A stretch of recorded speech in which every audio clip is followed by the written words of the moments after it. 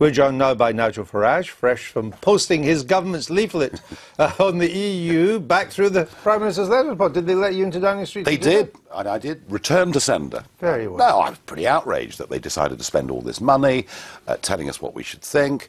Even the Electoral Commission have said very clearly that it's outside the spirit in which the referendum should be conducted. Doesn't it offend a sort of British sense of fair play that in this one leaflet the Remain side has managed to spend more money than the whole of the Leave side will spend between now and June the 23rd? I suppose if you looked at it on that level, yes, it is. But I mean, to be perfectly honest, I don't think the British people are going to be rioting in the streets over a £9 million Leave. No, I didn't say that. Will they not just offend the sense of fair play, which Britain is famous for? To be honest, I just don't think people are looking at the issue on that level that closely. And I think Alistair Darling, I mean, I wouldn't have characterised it as the way Alistair Darling did, but I do think he has a point, which I do think the Out campaign have to date been focusing very much on the process elements of the debate. So we've got the leaflet, we had the stuff about whether Out ministers would have the same access to information. But wouldn't it be fair just to give his side, a free leaflet as well? That would just kind of even it up, and I would suggest, look, the British people, they may not even bother to read either of them, but they would at least say, yeah, that's fair, this one side's had £9 million of free leaflet, the other side gets it too. It might do, but I do think, I mean, we're talking about neutrality. I mean, we have to remember the government is not neutral on this issue. No. The government has a clear view, and I think it is right, and it would be rather odd if the government was in a position with this whole debate going on that the British government couldn't officially express its views. But they're doing that every day. The British government is doing it on television, on radio, in the newspapers every single day. The argument is that at the end of this campaign, the Leave side will have had one leaflet delivered to each household, and the Remain side will have had two, and that simply isn't fair play.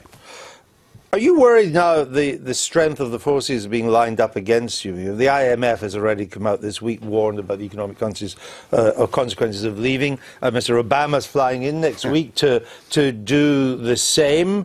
The CBI, the OECD, so on. These are pretty impressive names lined up against you. Well, it rather helps, actually, for me, because I'm pushing this referendum as being the people versus the politicians. So the more the establishment club together, the better. This is about ordinary folk making up their minds, and I don't think... I mean, look at the level of threats that we've had already. I mean, who else can they produce? Virtually everybody in the world of international politics has already come out and declared they're for the status quo. It doesn't worry me at all. Is there not a danger for Remain in this? I mean, as we can see from the United States in the success of Mr. Trump and of Mr. Sanders in the Democratic primaries, that there's an anti-establishment mood around. And you can see that in this country as well.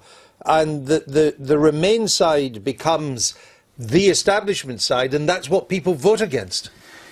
Yeah, I mean, that's certainly the narrative. But, I mean, if you look at the history of referendums, you look at sort of general elections. I mean, I worked on the No to AV campaign.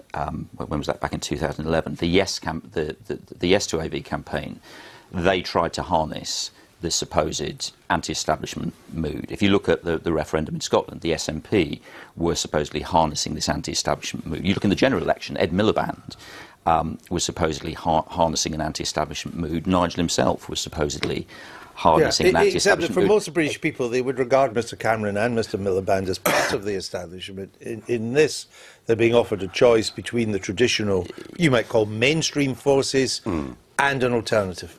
Yeah, but I mean, I don't think when people see, with respect to Nigel, when people see Nigel or Nigel Lawson or Michael Gove or Boris making the campaign from the other side, they immediately think these are people who sit outside the political mainstream. Can you, do we have any friends and allies that are on your side?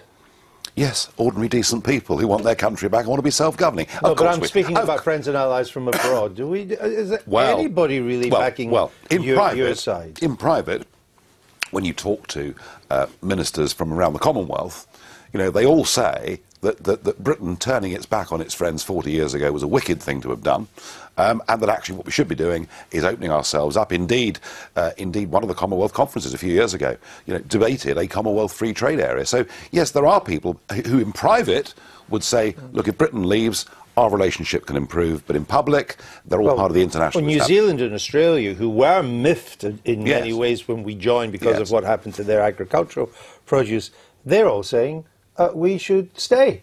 Even Tony Abbott, Yeah, the former right-wing Prime Minister of Australia, who may be thought to be almost, in some ways, was seen as the Nigel Farage of Australia. Even he now says we should stay. It is, as I said earlier, it is the establishment, the international establishment, and all those organisations clubbing together. I don't, at the end of the day, think it makes an ape of the difference. This is a very simple proposition, this referendum. You see, AV wasn't. That was the point. I was on the other side, Dan, in the AV campaign. My problem was I couldn't explain to people what AV was in a sentence. It was, you know, You're not going to try this morning, are you? well, no, I'm not. No, it's too difficult. That's why we lost. But the point about this referendum, actually, what we're saying to people is this is very simple. If you vote to leave, you vote for us to be a self-governing nation. Doesn't mean it'll solve all of our problems, but we will be in charge. And that is a very simple proposition.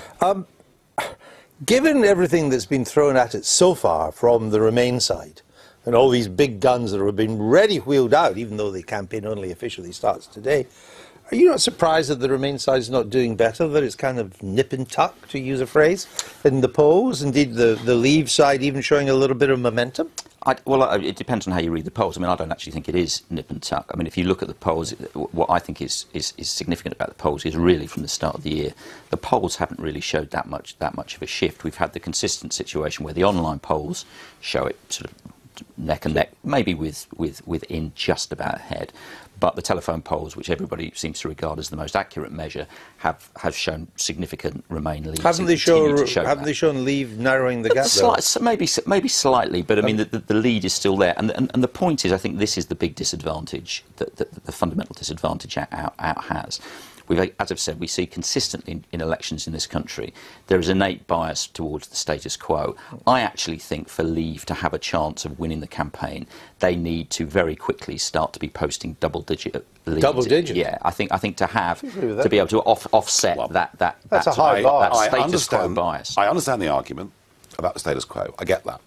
And that is the thing we have. I mean, if this referendum was, should we join the European Union, it would be a thumping no, because of all the disadvantages that membership entails. I'm sure we'd agree on that, if not much else. The difference, I think, is this, or the plus side for us is this. I don't think there's any doubt that the Leave side has a bit of momentum over the last few weeks. But what's really interesting is the certainty to vote. When you talk to people who are committed for Leave, you know, they say, basically, if I have to be dragged on a stretcher, you know, I'm going down to vote to Leave. You think your side's more motivated? I think there's more energy on our side. I think there's more passion on our side. And a lot of people I talk to who are just about Remain voters say, well, kind of, you know, my life's okay, I've paid the mortgage and I'm all right. But are they actually going to be motivated to go and vote? And in the end, it sounds obvious, but it's those that turn out that win elections. Will Mr Corbyn have got some inspiration, some motivation behind the centre-left voters, which Remain needs to win, because Tory voters will probably split more Nigel Farage's way. Was that an inspiring, inspirational, motivational speech yesterday? Well, I think in truth, Jeremy Corbyn is only slightly marginally more Eurosceptic than Nigel, if truth be told. I agree but I think what he has done is he has given people on the left licence to, if you like, align themselves with David Cameron and the senior sort of Tories who. Has he? He spent most of yesterday bashing the government. Yeah, absolutely. Which, of course, he's leader of the opposition. That's his job. But I mean, I think that's the fundamental thing. He's basically given the green light to people on the left to vote Remain. We know Vote Leave is now the official campaign. It wasn't the one you wanted, but that's it. Will you appear on Vote Leave platforms now? Oh, Lord, yes, of course. And in fact, right now, Patrick O'Flynn, one of our MEPs, is appearing with Ian Duncan Smith at a Vote Leave platform, and Chris Grayling is coming onto a Grassroots Out platform with me and some others on Monday. So there is now full cooperation. As things stand at the moment, do you think you're going to win? Yes. And you think you're going to win? Because you famously called the election correctly, didn't you? So what do you think the result will be? Got a couple wrong as well at my time, but no, I think so. Yes, I think Remain. Big Man Tyrone here. Make sure to subscribe to the wicked awesome Robin Hood UKIP YouTube website. He exposes the leftist crops on the British Brainwashing Corporation. Nice.